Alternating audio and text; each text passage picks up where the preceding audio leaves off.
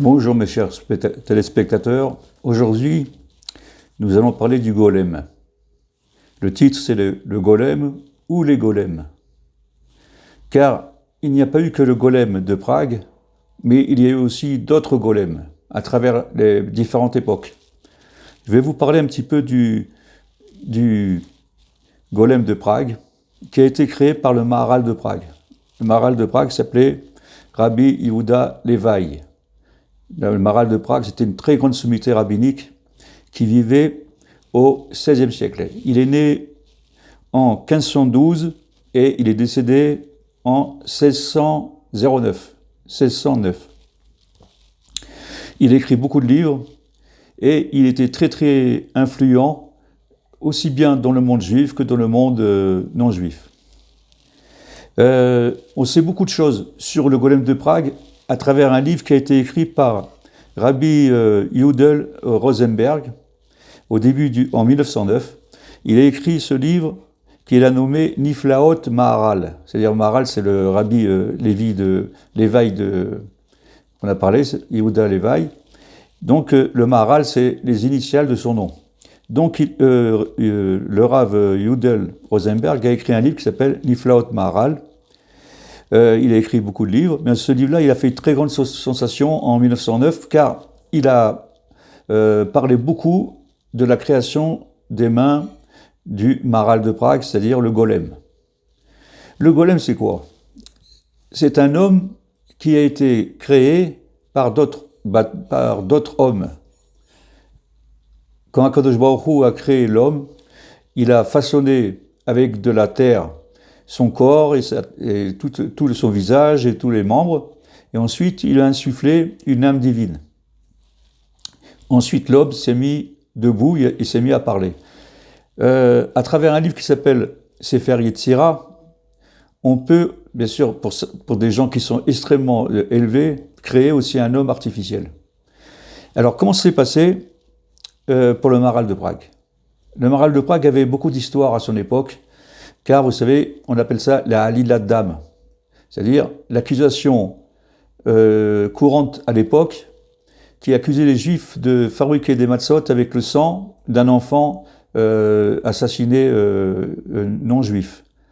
Donc il y avait toujours des accusations et beaucoup de Juifs sont morts ou ont été accusés à tort de ces meurtres-là. Et c'était très très répandu en Europe et surtout à Prague. Il y avait tellement d'accusations que le Maharal de Prague a prié à Dieu et il a fait, on appelle ça une she'elat chalom. C'est-à-dire, avant de dormir, il a posé une question à Dieu pour savoir comment se prémunir, comment se sauver de toutes ces accusations. Donc le Maharal de Prague a dormi. Lorsqu'il s'est réveillé, il avait la réponse. Hachem lui a dit comme ça de construire un golem. Un golem, c'est-à-dire, comme je vous ai dit tout à l'heure, un homme artificiel pétri avec de la boue et qui faisait l'apparence d'un homme, et ensuite, par des noms kabbalistiques, des noms secrets de Dieu, de le faire vivre. Mais il y a une différence avec les autres hommes, c'est que l'homme qui est créé par le Maharal de Prague ne pouvait pas parler. De toute façon, tous les golems que je vous parlerai n'ont pas parlé. Mais ils comprenaient très bien ce qu'on leur disait, ils pouvaient écouter les ordres, faire beaucoup de choses. Donc, avant de créer le golem, comment est arrivée cette situation-là? Le Maharal de Prague, qui a été extrêmement respecté, a été voir le roi Rodolphe II, qui était le chef de l'Autriche, de l'Empire, mais au lieu de vivre à Vienne, il vivait à Prague. Il a dit qu'il était prêt à discuter avec tous les évêques, les cardinaux, pour leur expliquer que l'accusation de meurtre rituel pour les Juifs était une accusation complètement erronée et sans fondement. Donc il a permis de parler avec tous les évêques, tous les supérieurs de la chrétienté. Il y avait 100 évêques qui étaient prêts, 100 dignitaires chrétiens qui étaient prêts à le rencontrer. Alors il a proposé aux plus grands dignitaires chrétiens de Prague, de parler avec 10 par des groupes de 10 par 10. C'est ce qu'il a fait. Tous les, tous, tous les dignitaires ont été persuadés de l'innocence et de l'accusation, de la fausseté de cette accusation, et ils ont dit que ça ne se produira plus ici. Donc il les a convaincus. Mais il y avait une personne, il y avait un prêtre qui était extrêmement dur et qui ne lâchait rien du tout sur cette accusation. C'était un antisémite notoire qui détestait les Juifs et surtout le maral de Prague. On l'appelait Thaddéus. Thaddéus, c'est un prêtre antisémite. On dit comme ça que ce prêtre-là, il avait l'âme du frère de Goliath, Ishbi. Et c'est à cause de cette âme-là qu'il avait cette haine viscérale envers les Juifs. Et il a fait beaucoup de mal au peuple juif, ce curé-là. Et c'est plutôt contre lui que le maral de Prague a demandé à Dieu, avant de dormir, de lui donner la réponse comment pouvoir se défendre contre cet homme-là, qui n'avait aucune pitié. Il n'était pas du tout raisonnable. On pouvait lui apporter toutes les preuves possibles. Il est rejeté en bloc. Donc,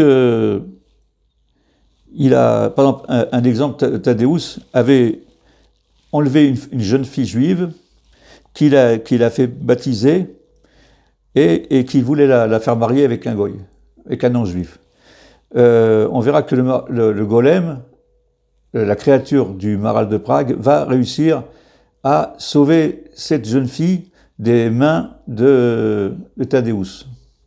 Donc, le matin, après cette nuit, il a eu un rêve, et ce rêve lui disait comme ça: construis un golem, construis un homme artificiel avec le livre de Sefer Yetzira, c'est le livre de Yetzira, qui a été écrit par Avraham Avinu, et de prononcer les noms secrets de phrases qu'il avait reçues dans son rêve, et de créer cet homme-là. Donc, il a écouté, et pour faire cette chose-là, il a pris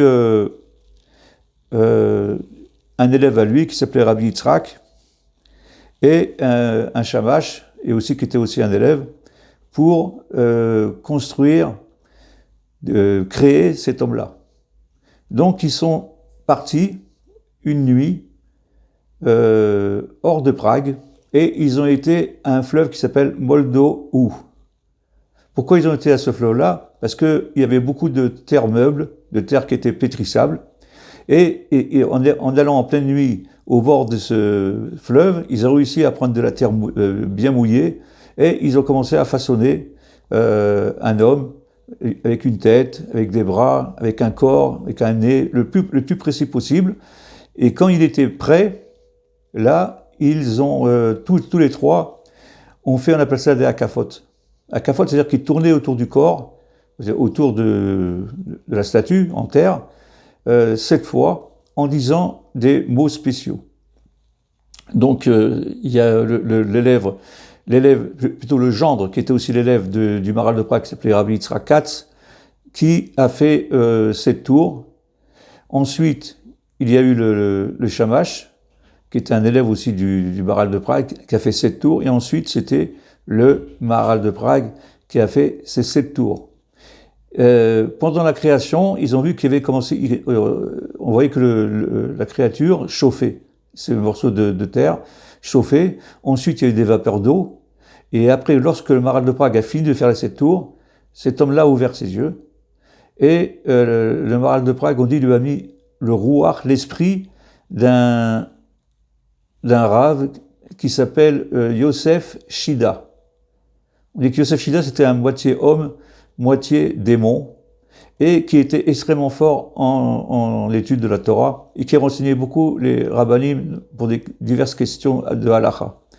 Donc il a appelé cet homme-là, il a appelé Yosele, c'est-à-dire Yosef, à Golem, car il a donné le nom de Yosef Shida, le roi, l'esprit qu'il a pris de cet homme, de cet ancien rave qui a vécu à l'époque de la Gemara, et il a introduit dans le golem. Donc le golem s'est mis debout, Et le Maharal de Prague lui dit comme ça, c'est vrai que tu ne peux pas parler, mais tu auras une intelligence suprême, tu pourras sentir des choses que nous, les hommes, on ne peut pas sentir, tu n'auras pas peur du feu, ni de la crue, ni de l'eau, tu pourras sauter d'un immeuble à l'autre sans te faire mal, et tout ça, c'est pour protéger le peuple juif.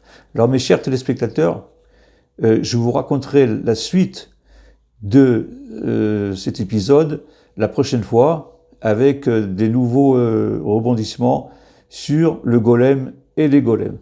Je vous souhaite une très bonne santé et à bientôt.